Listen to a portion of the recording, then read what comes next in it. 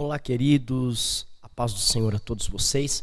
Sejam bem-vindos à nossa segunda aula dessa imersão no livro do profeta Ezequiel, a qual tem por objetivo te ajudar no entendimento deste livro, que para alguns é um livro de difícil interpretação.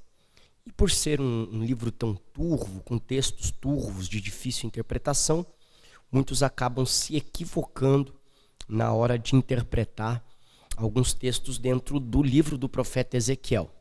Precisamos entender que existem textos aqui que são de fato literais, mas o livro do profeta Ezequiel contém uma porção muito grande de um conteúdo figurado, simbólico, alegórico.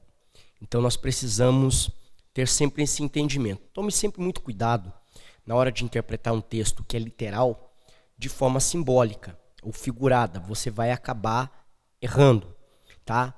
Texto literal se interpreta de forma literal. Texto figurado de forma figurada e assim sucessivamente, tá ok? Toda vez que você pega um texto que é literal e tenta dar a ele um sentido figurado, simbólico, alegórico, o que vai acontecer? Você vai acabar dando uma interpretação ao texto que o texto, ele de fato não está oferecendo. Não é o que o texto está falando. Então, antes de iniciar uma interpretação de um texto, você precisa ter o cuidado de primeiro entender se aquele texto é literal, se aquela fala é simbólica, se é uma visão, se é de fato algo que aconteceu na vida daquele determinado personagem e assim por diante, tá? Mas esse não é o nosso foco aqui não é falar sobre, de fato, somente sobre interpretação de texto, somente sobre a área da hermenêutica. Nós queremos aqui trazer a vocês o capítulo de número 2 do livro do profeta Ezequiel. Nós falávamos na última aula a respeito da tribo a qual Ezequiel pertencia, né, toda a sua trajetória de vida, seu crescimento, sua perspectiva de vida, né, suas expectativas frustradas, seus sonhos de ser um sacerdote indo por água abaixo. E agora nós vamos aqui no capítulo 2, após essa linda experiência que Ezequiel tem com Deus, às margens do rio Quebar, na Babilônia, nós vamos perceber que Deus agora vai levantar Ezequiel, vai de fato aqui chamá-lo para o ministério profético. Isso é uma coisa que você vai ver muito na vida dos profetas, é justamente esta questão. Você percebe que, como Jeremias, ele também vem de uma linhagem sacerdotal, porém, Deus vai levantá-lo como um profeta, deixando muito claro para nós que nem sempre nós iremos exercer o ministério que desejamos ou que pela ótica humana é o que de fato deveríamos estar exercendo. É aquela famosa história, filho de pastor não é pastorzinho, tá ok? Para cada um Deus tem um chamado específico, tá? E isso também não é regra, não significa que alguém que é filho de pastor não possa ser um pastor. Pode, acontece e também acontece muito. O que precisamos entender é que nós precisamos sempre estar debaixo da vontade de Deus, do desejo de Deus. Você já identificou o seu ministério? Você tem convicção, certeza que Deus te chamou para exercer a função que você está exercendo? Eu vejo muita gente se frustrando na caminhada justamente porque não entendeu o seu chamado, o que Deus quer de fato dessa pessoa. Eu já vi muitos pregadores querendo ser pregadores pentecostais, assim, daqueles de arrastar o pé que a gente está acostumado a ver, né? Principalmente quando o Gideão estava em alta. Então todo mundo queria ser um pregador daqueles pentecostais para poder pregar nos Gideões missionários. E nisso a gente acabou perdendo grandes ensinadores.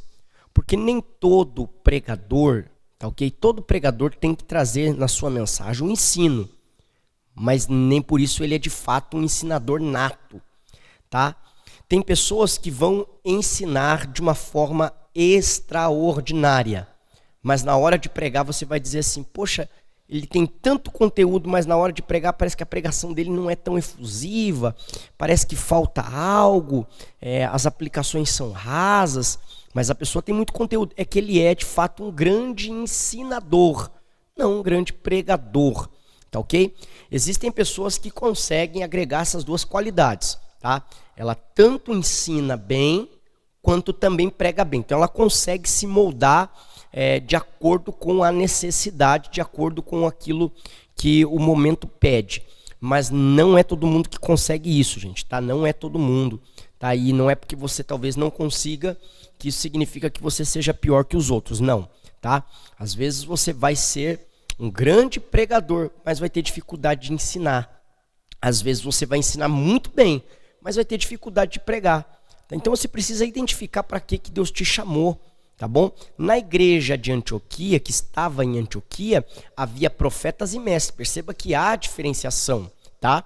Existe a necessidade do profeta, do pregador, daquela voz mais efusiva, né? Daquela mensagem mais efusiva de fato, né? Mas também existe a necessidade do mestre, do ensinador, daquele que tem uma mensagem que vai agregar conteúdo para você e vai edificar, de fato, a sua vida de uma forma diferente, tá?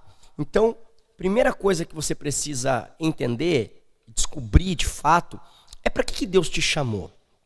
Eu, Aldoir, particularmente, sou apaixonado pela área do ensino. Eu amo ensinar. Eu tenho prazer de pegar alguém que, como eu, abria a Bíblia e não conseguia entender absolutamente nada, ou lia e entendia de forma muito rasa. E pegar essa pessoa e fazer com que ela olhe para o texto e a visão dela se amplie e ela diga, poxa, eu estou há 10 anos, 20 anos, 5 anos, 3 anos caminhando, lendo a Bíblia e não conseguia entender. Agora não, agora eu consigo abrir o texto, eu consigo ter uma visão diferente, eu consigo ver o que está por trás da letra, eu consigo interpretar isso, eu estou conseguindo entender, eu estou pegando gosto pela palavra, e é isso para mim edificante. Pegar essa pessoa e ver daqui a pouco ela pregando, ela ensinando e trazendo uma mensagem boa, né, de conteúdo, uma mensagem relevante, tá? Então, gente, eu tenho paixão pela área do ensino, mas eu também sou um pregador.